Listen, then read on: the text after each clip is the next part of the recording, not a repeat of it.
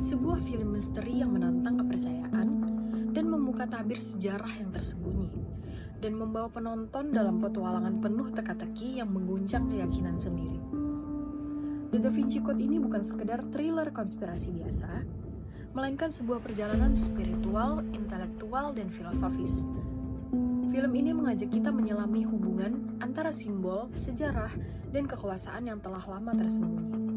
Halo semuanya, aku Safira, dan ini adalah hasil analisis prinsip film form yang dikaitkan dengan elemen plot, karakter, setting, serta unsur sinematik lain pada film The Da Vinci Code. Film The Da Vinci Code ini dirilis pada tahun 2006 dan disutradarai oleh Ron Howard. Diadaptasi dari novel karya Dan Brown, film ini menggabungkan elemen mystery thriller dan historical fiction yang berpadu dengan unsur teologi dan seni. Dibintangi oleh Tom Hanks sebagai Robert Langdon, film ini menyoroti pencarian makna tersembunyi di balik karya seni, simbol kuno, dan doktrin keagamaan. Masuk ke plot dan struktur naratif, film ini menggunakan struktur linier, namun diwarnai oleh banyak puzzle dan rival yang membuatnya tetap dinamis. Cerita dimulai dari pembunuhan Jacques Zenier de Louve yang mengarahkan Langdon dan Sophie Neveu pada sebuah petualangan lintas negara untuk memecahkan pesan tersembunyi dalam karya Leonardo da Vinci dan simbol-simbol religius kuno yang ada di dalamnya.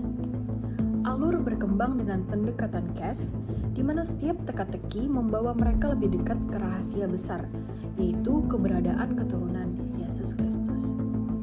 Plot dibangun seperti labirin, penuh petunjuk dan jebakan, yang menggambarkan konflik antara kebenaran historis dan kepercayaan yang diwariskan.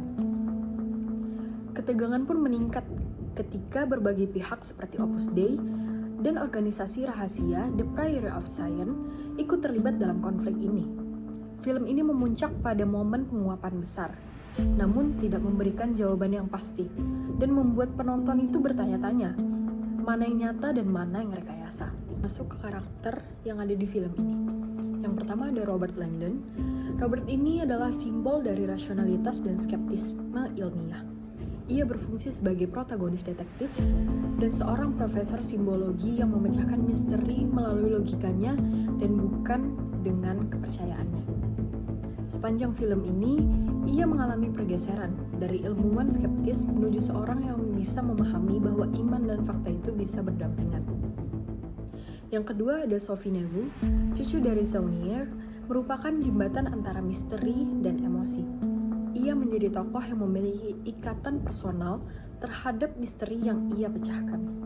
Perjalanan Sophie ini bukanlah perjalanan biasa, namun perjalanan menemukan identitas, bukan hanya siapa dirinya, tetapi juga peran sejarah yang mungkin ia warisi. Yang ketiga, ada Sir Lake Tebing.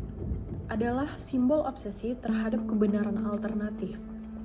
Ia memperlihatkan sisi gelap dari pencarian kebenaran, bahwa dalam keinginan untuk mengungkap rahasia, seseorang bisa menjadi manipulatif dan sangat kejam. Dan relasi antar karakter ini mendorong dinamika di dalam film, antara Langdon yang logis, Sophie yang emosional, dan Tebing yang fanatik. Kita diperlihatkan spektrum manusia dalam menghadapi misteri iman. Aku akan membahas tentang setting di dalam film ini. Film ini mengambil tempat di lokasi-lokasi yang sangat simbolis. Museum Louvre, Gereja Saint Sulpice, Westminster Abbey, dan Rosslyn Chapel. Setting-setting ini bukan hanya latar tempat, tapi juga menjadi karakter tersendiri yang menyimpan jejak sejarah dan simbolis Kristen kuno. Dari lorong-lorong museum hingga ruang bawah tanah gereja, setiap lokasi menambah lapisan makna dan atmosfer misterius. Kota Paris, London, dan Skotlandia dijadikan ruang geografis untuk perjalanan fisik dan spiritual para karakter. Setting juga menguatkan nuansa sacred versus profane, antara ruang yang sakral dan motif profan kekuasaan. Tentang kostum dan representasi visual, kostum karakter dalam film ini cenderung konservatif, mendukung kesan formal dan serius yang sesuai dengan profesi akademisi dan religius. seperti Langdon yang selalu berpakaian netral menunjukkan objektivitasnya, sementara Sophie mengenakan warna-warna hangat yang kontras dengan dunia misteri di sekitarnya dan menandakan bahwa dia memiliki sisi humanis dan emosionalnya.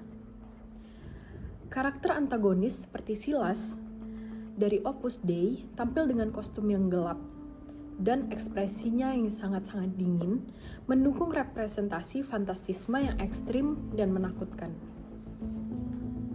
Next, genre dan konvensi film. The Da Vinci Code ini adalah perpaduan antara genre mystery thriller, religious konspirasi, dan historical fiction. Ia mengikuti pola film detektif, namun dengan tambahan beban filosofis dan spiritual. Penonton tidak hanya diajak menyelidiki siapa pembunuhnya, tetapi juga mempertanyakan ulang doktrin yang telah dianggap pasti. Film ini menghadirkan disanti genre dengan membaurkan elemen sejarah, teologi, dan seni dalam satu narasi.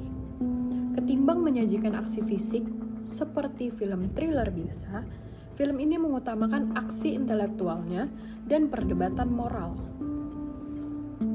Dan yang terakhir, aku akan memberikan kesimpulan dari film ini. The Da Vinci Code bukan sekedar kisah detektif tentang rahasia tersembunyi di dalam lukisan. Ia adalah eksplorasi tentang iman, sejarah, dan simbol yang membentuk kita untuk memahami dunia. Film ini menunjukkan bagaimana bentuk sinematik mulai dari struktur narasi, visual, hingga pencahayaan bisa digunakan untuk memperkuat tema kompleks tentang kebenaran, kekuasaan, dan pencarian makna sejati.